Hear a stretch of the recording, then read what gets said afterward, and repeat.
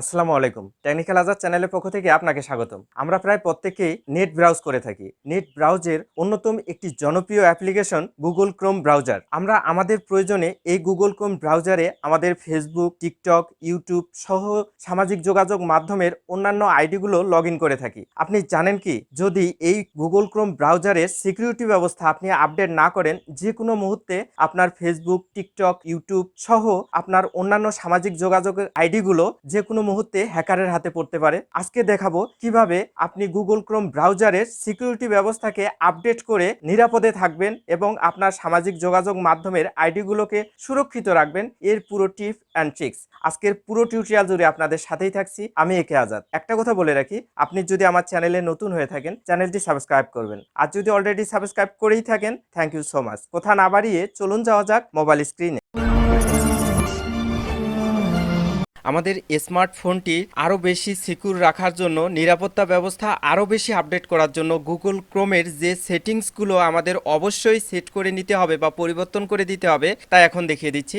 এজন্য সোজা আপনাদেরকে গুগল ক্রোম ব্রাউজারে নিয়ে যাচ্ছি। দেখুন, এটি গুগল ক্রোম ব্রাউজার। ক্লিক করে আমি ওপেন করে নিলাম। আমাকে গুগল ক্রোম ব্রাউজারের হোম পেজে নিয়ে আসা হয়েছে। সোজা উপরে ডান কর্নারে লক্ষ্য করুন, এখানে 3 ডট নামে একটি আইকন রয়েছে। এই 3 ডট আইকনে আমাকে ক্লিক করে দিতে হবে। আমি 3 ডট আইকনে ক্লিক করে দিচ্ছি। দেওয়ার পর এরকম একটি পপ আপ উইন্ডোজ আমার সামনে চলে এসেছে। একটু নিচের দিকে লক্ষ্য করুন, এখানে সেটিংস নামে একটি অপশন রয়েছে। এই অপশনে ক্লিক করে দিতে হবে পরবর্তী স্টেপে যাওয়ার জন্য। আমি সেটিংস অপশনে ক্লিক করে দিচ্ছি। দেওয়ার সঙ্গে সঙ্গে এরকম একটি ইন্টারফেস আমার সামনে চলে এসেছে। একটু নিচের দিকে স্ক্রল ডাউন করে আসব। আসার পরে সোজা উপরে একটু লক্ষ্য করুন, প্রাইভেসি অ্যান্ড সিকিউরিটি নামে একটি লেখা রয়েছে। আমাকে এই প্রাইভেসি অ্যান্ড সিকিউরিটি লেখার উপর ক্লিক করে দিতে হবে পরবর্তী স্টেপে যাওয়ার জন্য।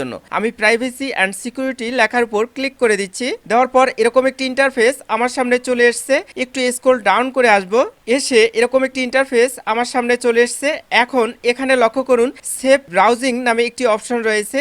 সেফ ব্রাউজিং অপশনের উপর ক্লিক করে দিতে হবে পরবর্তী স্টেপে যাওয়ার জন্য। আমি সেফ ব্রাউজিং অপশনের উপর ক্লিক করে দিচ্ছি। দেওয়ার পরে এরকম একটি ইন্টারফেস আমার সামনে চলে এসেছে। একটু মিডিলে লক্ষ্য করুন, এখানে রয়েছে স্ট্যান্ডার্ড প্রোটেকশন, অর্থাৎ গুগল ক্রোম ব্রাউজারের যে প্রোটেকশনটি পূর্বের থেকেই সিলেক্ট করা ছিল সেটি হচ্ছে স্ট্যান্ডার্ড।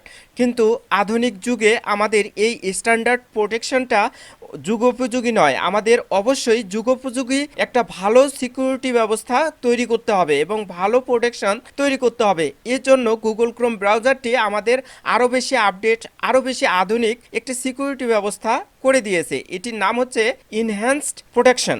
আমরা অবশ্যই স্ট্যান্ডার্ড প্রোটেকশন পরিবর্তন করে ইনহ্যান্স প্রোটেকশন এটা সিলেক্ট করে দেব। এটা কত বেশি সিকিউর আর কত বেশি আপডেট তা দেখার জন্য অবশ্যই এই যে ডান দিকে তীর আইকনটার মতো দেখতে পাচ্ছেন, এখানে যদি ক্লিক করেন তাহলে অবশ্যই খুঁজে পাবেন ইনহ্যান্স প্রোটেকশন কত বেশি আধুনিক, কত বেশি সিকিউর। আমি আপনাদেরকে এই যে ডান দিকে তীরের মতো আইকনটা এটা ক্লিক করে দেখিয়ে দিচ্ছি। আর টিউটোরিয়ালটি অনেক বেশি লং হবে বিধায় এটা বিস্তারিত আর পড়তেছি না, আপনারা অবশ্যই পড়ে নেবেন। দেখুন কত বেশি আধুনিক, কত বেশি আপডেট। তীরের মতো আইকনটাতে ক্লিক করে আপনারা অবশ্যই এটি পড়ে নিয়ে অবশ্যই ইনহ্যান্স প্রোটেকশন যে অপশনটি রয়েছে এটা সিলেক্ট করে দিবেন। স্ট্যান্ডার্ডের পরিবর্তে ইনহ্যান্স প্রোটেকশনটাই অনেক বেশি যুগোপযোগী, অনেক বেশি আপডেট। আমি ইনহ্যান্স প্রোটেকশন এটা সিলেক্ট করে দিচ্ছি, দিয়ে বের হয়ে আসতেছি। প্রথম সেটিংসের কাজ শেষ, অর্থাৎ সিকিউরিটি আপডেট করার জন্য প্রথম যে সেটিংসটি ছিল এটির কাজ আমার শেষ হয়ে গেছে। দ্বিতীয় যে কাজটি করতে হবে সিকিউরিটি আপডেটের জন্য তা এখন দেখিয়ে দিচ্ছি। এজন্য সোজা আপনাদের পূর্বের ন্যায় গুগল ক্রোম ব্রাউজারে নিয়ে যাচ্ছি। যাওয়ার পর এই যে কর্নারে 3 ডট নামে একটি অপশন রয়েছে, এটার উপর ক্লিক করে দিতে হবে পরবর্তী স্টেপে যাওয়ার জন্য। আমি 3 ডট আইকনে আবার ক্লিক করে দিচ্ছি। দেওয়ার পর এরকম একটি ইন্টারফেস আমার সামনে চলে এসেছে।